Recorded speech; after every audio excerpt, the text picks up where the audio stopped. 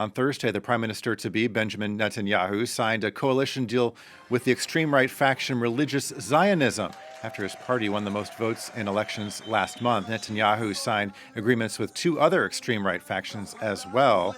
Let's cross now to our correspondent in Jerusalem, Iris Mackler. Iris, one thing that is striking is how religious this new government is shaping up to be. Yes, it is a very religious government, and I think that's part of what's causing concern here. There are more religious members of this government than there are Likud members when you add up all the other parties. And when you look at it, you see there are not many women. There are many men with beards, many old men with beards, and they are not Democrats. You know, they are religious. That's their primary belief. One of the most controversial leaders, Bezalel Smotrich, has said he wants to establish Israel as a theocratic state. So when you start with that, you see that they have an agenda which includes, I suppose, issues that make the people who do respect democracy in Israel very worried. They include, most importantly, an override clause so that the parliament can override the courts. You know, there's always a tussle between the courts and the parliament in every country that there is. But here, what they want to do with only one house, with only 120 seats, not even a two-seat parliament, a two-house parliament, what they want is just to override it. And that means that each of these parties has its own special wish list. The religious Zionist parties want to override laws that say that certain settlements in the West Bank are not legal because they're built on Palestinian land. The court said that. They want to override that. The ultra-Orthodox parties want to ensure that their young men are not conscripted into the military like every other young man in Israel.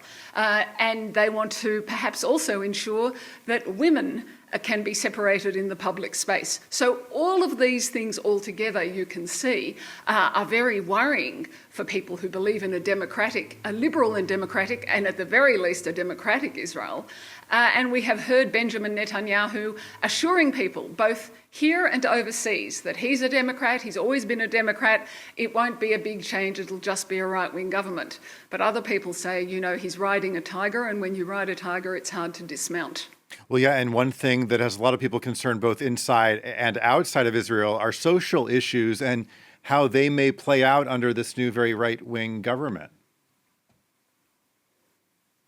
Yes, let's take one politician with whom he has done a deal. Tiny party, 2 members, super far right, very anti-LGBTQ interests, very anti-women. They shouldn't be in the army, they shouldn't be in the public space. In an ordinary government, he wouldn't get a look in. In this far-right government, there's a negotiation that's been carried out. He's been given an important position in the education ministry, in charge of content there, with a big budget as well, not just a nominal authorisation.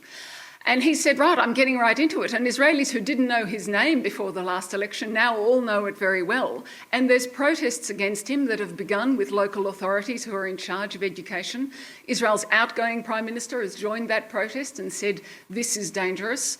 Women's groups, including ultra-Orthodox women's groups, are very concerned about where this leads for them. And you're seeing an alliance between feminists who are religious and feminists who are not religious, secular Israelis and religious Israelis, because ultra-Orthodox women say, we are going to be the losers from this set of reforms. I think one of the most revealing things that I've heard in the past week is that a former Israeli military chief of staff who recently joined politics, very restrained kind of guy, you might say not a typical Israeli military guy, very thoughtful.